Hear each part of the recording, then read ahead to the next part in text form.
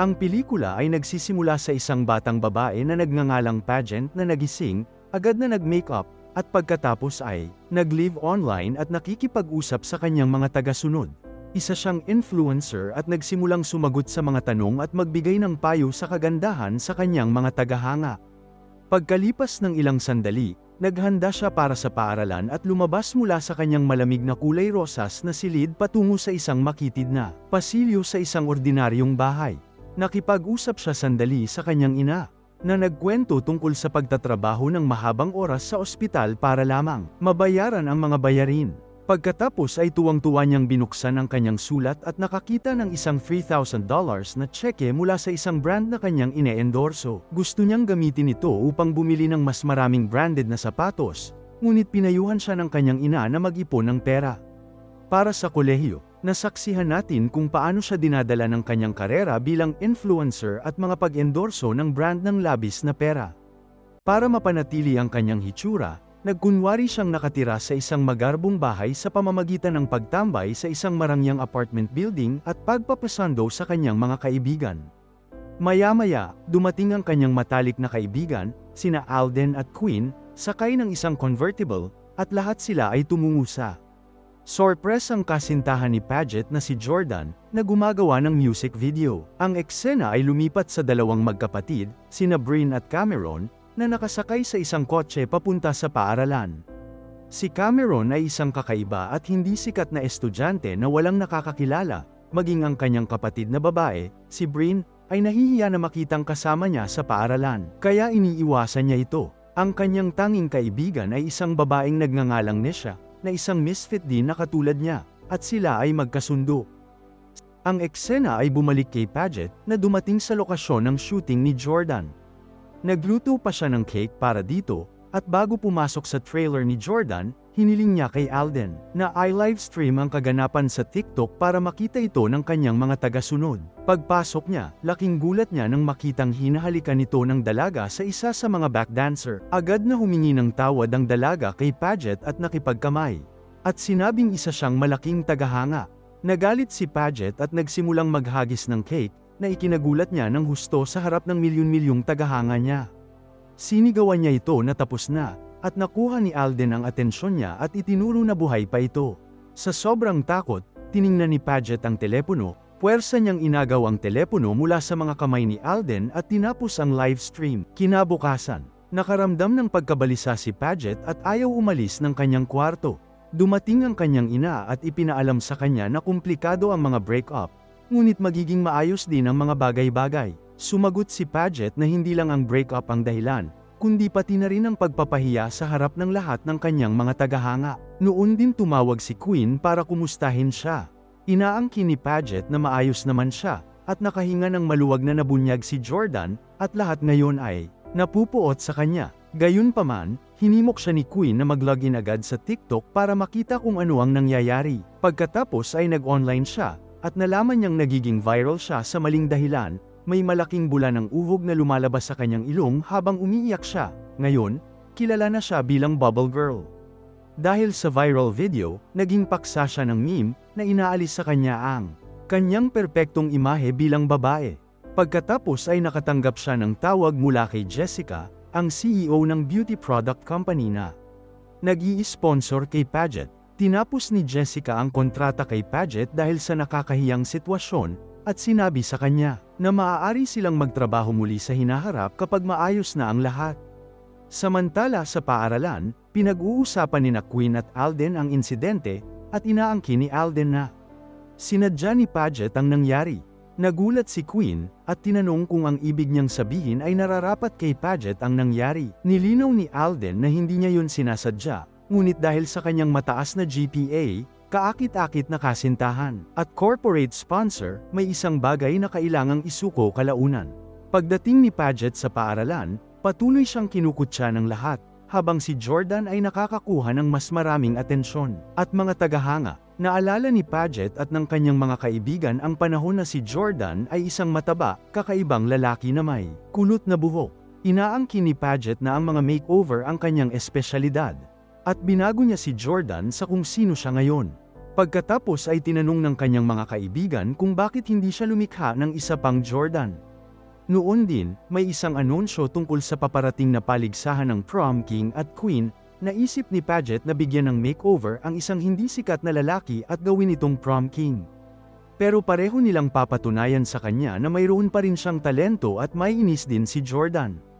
Pagkatapos ay tumaya si Alden sa kanya na hindi niya ito magagawa, at silang tatlo ay lumabas at maghanap ng perpektong lalaki para sa proyektong ito. Kalaunan, nakasalubong nila si Cameron, na kumukuha ng litrato ng basurahan at sinasabing malalim ang pagkakatago nito. Hinanap siya ni Queen online at isang tweet lang mula 2 taon na ang nakalilipas ang natanggap niya na nagsasabing hindi. Kakaiba siya, mayabang, at antisocial, at binubuli siya ni Jordan, kaya siya ang ideal na kandidato para sa kanilang pastahan. Kinabukasan, nilapitan ni Paget si Cameron at humingi ng tulong sa pagkuha ng litrato ng isang fundraising event. Gayunpaman, tumanggi siyang tulungan siya nang banggitin nito na ang donasyon ay para sa prom event na itinuturing ni Cameron na pag-aaksaya ng oras. Pagkatapos ay humingi ng tawad si Bryn sa ginawa ng kanyang kapatid at sinabing kinamumuhian niya ang lahat ng mga estudyante. Sa kanilang pag-uusap, natuklasan ni Paget na nagboboluntaryo si Cameron sa isang kwadra ng kabayo tuwing libre ang kanyang oras. Kaya kinabukasan, pumunta siya sa kwadra at humingi ng leksyon sa pagsakay sa kabayo. Tinulungan niya itong linisin ang kwadra, at pagkatapos ay tinuruan niya itong sumakay sa kabayo. Napansin niya na kumukuha ito ng litrato bawat minuto at pinagtatawanan siya. Kalaunan, nang subukang bumaba ni Paget sa kabayo, bumagsak ang dalawa sa lupa at sabay na nagtawanan. Kinabukasan sa paaralan, nagpasalamat si Paget kay Cameron para sa leksyon sa pagsakay. Inimbitahan ni Paget sina Cameron at Nisha sa isang karaoke party. Nagatubili si Cameron noong una, ngunit ang kuryusidad ni Nisha tungkol sa kaganapan ang naghikayat sa kanya na subukan ito. Sa party, naramdaman ni Cameron at Nisha na hindi sila akma. Pagkatapos ay nagkaraoke si Paget at kumanta ng maganda. Ngunit pagkatapos ay dumating si Jordan sa party kasama ang isang babaeng niloko niya. Dahil dito, natigilan si Paget, at labis siyang nasasabik na magtanghal. Pagkatapos, si Paget, na humahanga sa pagkanta ni Paget, ay nagmadaling lumapit upang tulungan siyang maiwasan ang higit pang kahihiyan.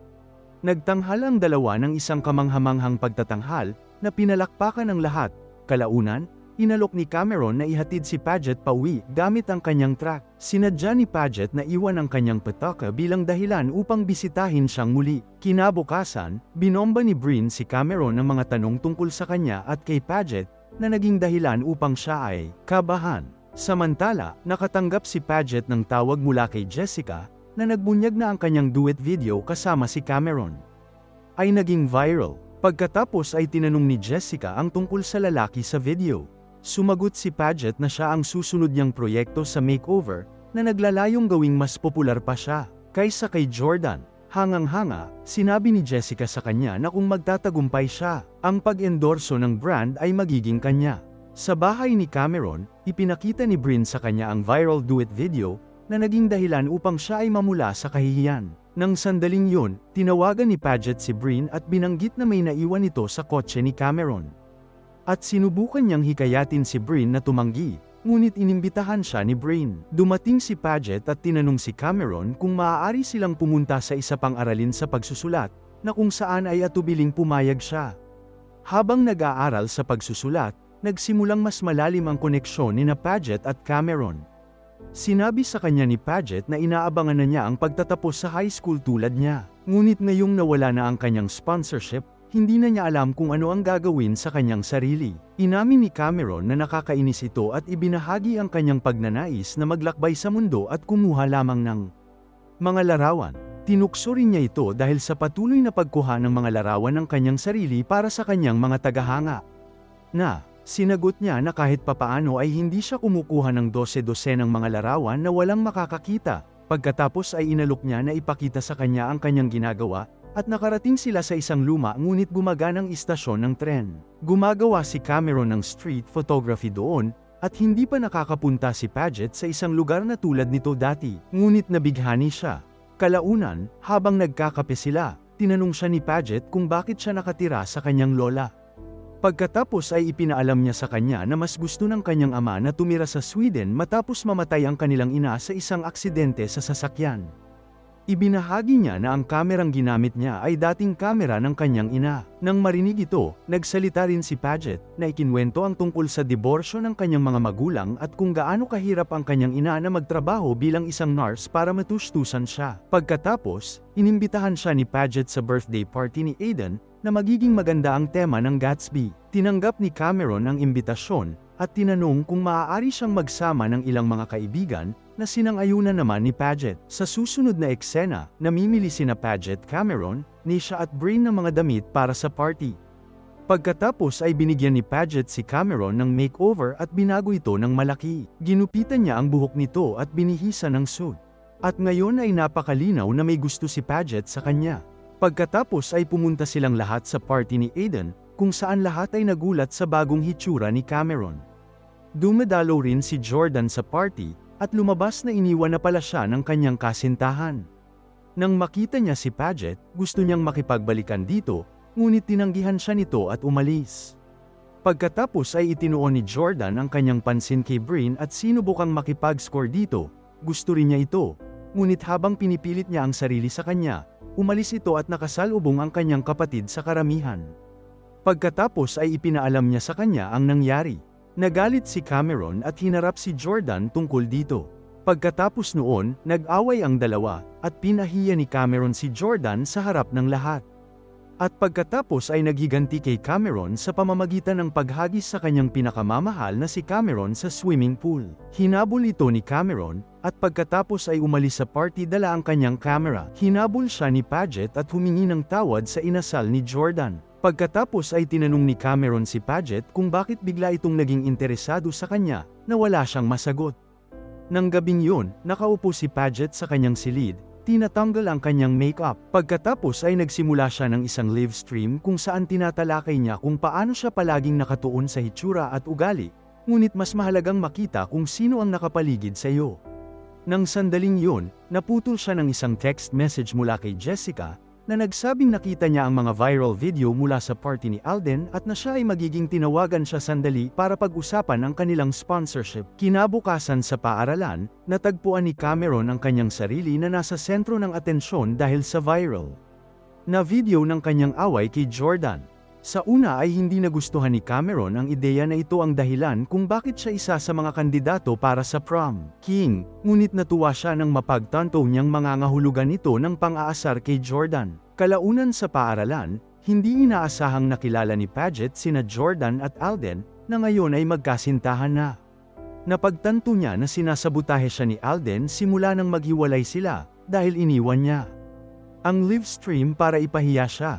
Isiniwalat din ni Alden na alam nila ni Queen na mahirap si Paget, ngunit hindi niya ito sinabi dahil sa awa. Kalaunan, habang nag-uusap sina Paget at Queen, dumating si Cameron at humingi ng tawad sa kanyang inasal. Kagabi, pagkatapos ng klase, dinala niya si Paget sa isang madilim na silid kung saan niya itinatago ang kanyang mga litrato at ang dalawa ay naghalikan. Kalaunan, matapos malaman na hinalikan ni Paget si Cameron, pinayuhan siya ni Bryn na yayain siya sa prom. Pumayag si Cameron at gumawa ng isang malaking hakbang upang imbitahan si Paget sa prom. Ngunit nang sandaling yun, lumitaw si Alden at isiniwalat ang kanyang pastahan kay Paget upang kunin ang isang talunan at gawing hari ng prom. Nang marinig ito, labis na nalungkot si Cameron at naniniwala siyang ginagamit lamang siya nito para sa isang pastahan. Sinubukan ni Paget na magpaliwanag, ngunit labis na nagalit si Cameron kaya't nagmura siya at nagmamadaling umalis. Pagkalipas ng ilang araw, sa gabi ng prom, nakipag-usap ng taos-puso si Paget sa kanyang ina bago pumunta sa kaganapan ng mag-isa. Kinausap din niya si Bryn, na labis na nagalit sa kanya. Sa kabila ng tensyon, inamin ni Paget ang kanyang nararamdaman para kay Cameron at humingi ng tulong kay Bryn at may hatid siya sa prom. Kalaunan, natagpuan ni Bryn si Cameron sa trabaho at ibinahagi kung paano siya bumabalik sa kanyang tunay na sarili. Habang kasama si Paget, sinabi niya sa kanya na nawala ang kanilang ina at hinimok siyang huwag ding mawala si Paget.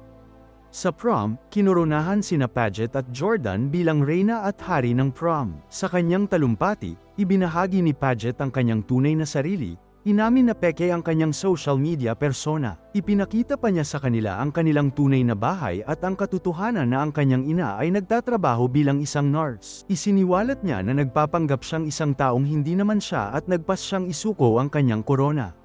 Dahil dito, naniniwala si Alden na siya na ngayon ang prom queen, ngunit ipinapakita ng prinsipyo na natalo siya ng malaki at ang isa pang estudyante na nagngangalang Celeste ang tunay na bagong prom queen. Sa labas ng prom, nakatanggap si Paget ng text mula kay Cameron na nagsasabing nagustuhan niya ang kanyang talumpati. Pagkatapos ay sumakay siya sa isang kabayo upang makita ito. Humingi ng tawad ang dalawa sa isa't isa at nagbahagi sila ng isang taus-pusong halikan. Ang eksena ay lumipat sa ilang buwan pagkatapos habang si Paget ay nagbo-broadcast mula sa Portugal kasama si Cameron. Magkasama silang naglalakbay sa buong mundo ngayong tag-init. Bilang bahagi ng parusa kay Paget sa pagkatalo sa pastahan, pareho silang nagpatato ng mga talunan at natapos ang pelikula.